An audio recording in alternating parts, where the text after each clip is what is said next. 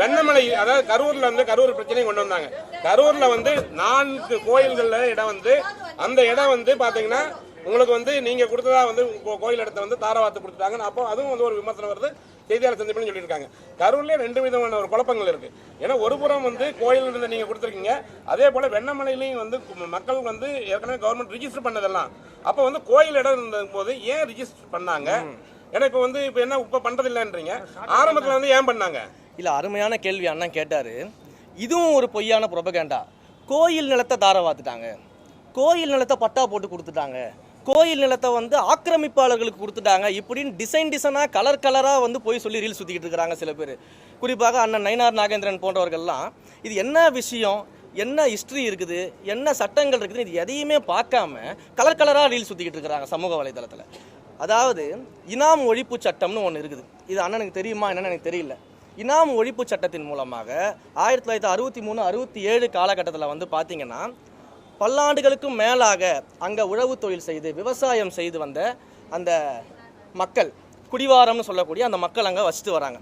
அப்போ அவங்களுக்கு அந்த இடத்துடைய உரிமையை கொடுக்கும் விதமாக, அந்த இடத்தை அனுபவித்து அவங்க வந்து அதற்கான பயன்பாட்டுக்கு கொண்டு வரும் விதமாக அந்த இனாம் ஒழிப்பு சட்டத்தின் மூலமாக அன்றைய காலகட்டத்தில் வந்து பார்த்திங்கன்னா ஃபுல் சர்வே, ஒரு செட்டில்மெண்ட் தாசில்தாரை போட்டு கம்ப்ளீட் சர்வே எல்லா வகையிலும் என்கொயரி பண்ணி யார் யாருக்கெல்லாம் நியாயமாக பட்டா வழங்கப்பட வேண்டும்னு முடிவு பண்ணாங்களோ அவங்க எல்லாருக்கும் அப்போவே பட்டா வழங்கிட்டாங்க.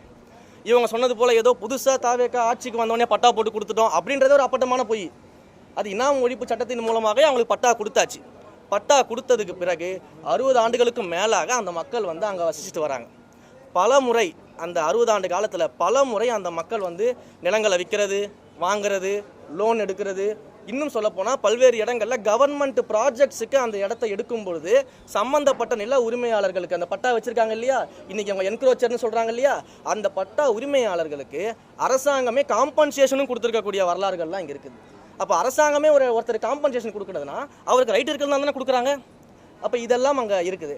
இந்த 60 ஆண்டு காலம் இருந்தவங்கள சில அரசியல் சூழல்கள் என்ன பண்ணுறாங்கன்னா பிளாக் பண்ணுறாங்க. ஏன் பிளாக் பண்ணுறாங்க அப்படின்னா, இதெல்லாம் கோவில் நிலங்கள், கோவில் நிலங்களுக்கு சொந்தமானது அப்படின்னு சொல்லி 1912 அந்த காலகட்டத்தில் இருக்கக்கூடிய ரிஜிஸ்டர்ஸை எடுத்து வச்சுக்கிட்டு அந்த ரிஜிஸ்டரை மென்ஷனாக பண்ணி இஓக்கள் மூலியமாக அன்றைக்கு இருந்த இஓக்களை வச்சுக்கிட்டு லெட்டரை மட்டும் கொடுத்து சப் ரிஜிஸ்டர் ஆஃபீஸ் மூலமாக இந்த இடத்தெல்லாம் பிளாக் பண்ணிடுறாங்க. எந்த விதமான டிரான்சாக்ஷனும் பண்ண விடாமல் பிளாக் பண்ணுறாங்க, ஜீரோ வேல்யூ பண்ணுறாங்க.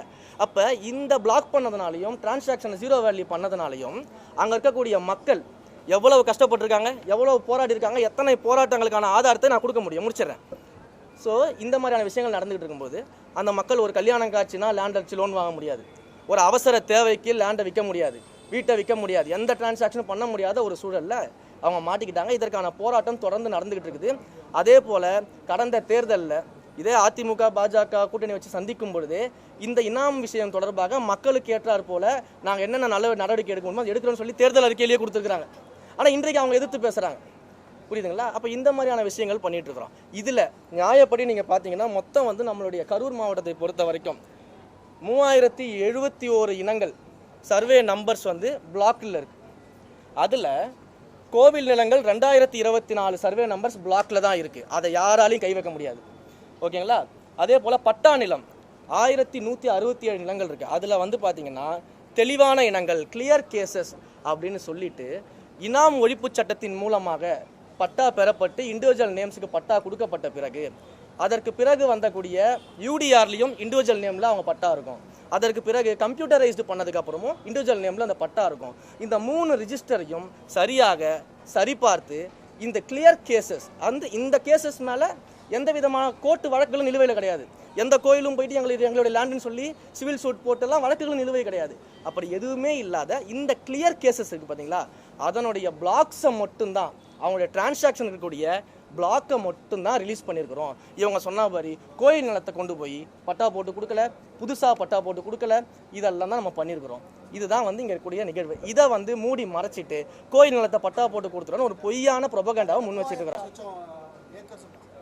3000 சொச்சம் ஏக்கர் டோட்டல் பிளாக்ல இருக்கு. அதுல கோயில் நிலங்கள் 2024 சர்வே நம்பர்ஸ் தான் இருக்கு, ஓகேங்களா? அந்த 2024 நம்ம ஒரு இன்ச்சு கூட கை வைக்கல.